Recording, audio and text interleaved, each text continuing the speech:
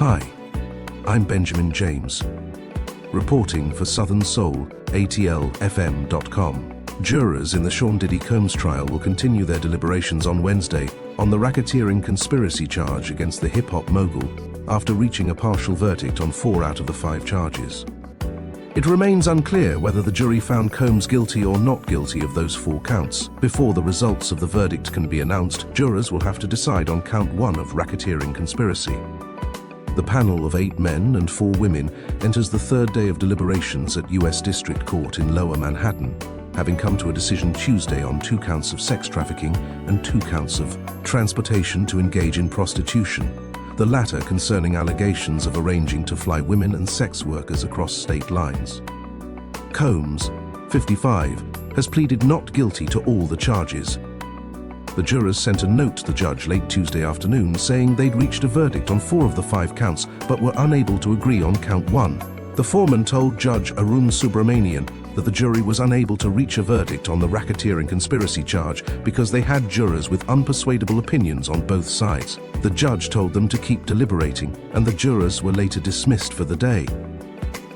According to the jury's verdict sheet, there are 8 acts under the federal racketeering conspiracy charge: kidnapping, arson, bribery, witness tampering, forced labor, sex trafficking, transportation and inducement to travel for purposes of prostitution, and possession with intent to distribute narcotics. The RICO Racketeer Influenced and Corrupt Organizations Act charge is the most serious, the most complex, the most elements, the most difficult to prove, and frankly, the most confusing. Legal expert Richard Schoenstein, the vice chair of litigation practice at Tata Krinsky and Drogin. So it doesn't surprise me at all that would be the count that they're currently undecided on. Jurors reached their partial verdict on the 4 counts Tuesday, after requesting to review some of the testimony from Combs' former longtime girlfriend and rhythm and blues singer Cassie Ventura and a male escort allegedly involved in so-called freak-offs. It came after less than 13 hours of deliberations across 2 days. Jurors began deliberating on Monday. After the note from the jury was brought to court on Tuesday, Combs was seated with his attorneys surrounding him, standing in a half circle. Combs appeared to be praying with his head bowed and hands folded on his lap. Combs wiped and rubbed his eyes, but it wasn't clear if he was crying. If there's a conviction, the sex trafficking charge carries a mandatory minimum sentence of 15 years in prison and a maximum sentence of life. Transportation to engage in prostitution carries a maximum sentence of 10 years in prison.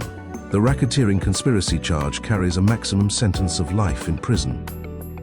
I'm Benjamin James reporting for Southern Soul, ATLFM.com radio. I'm Easy P. Southern Soul, ATLFM.com family.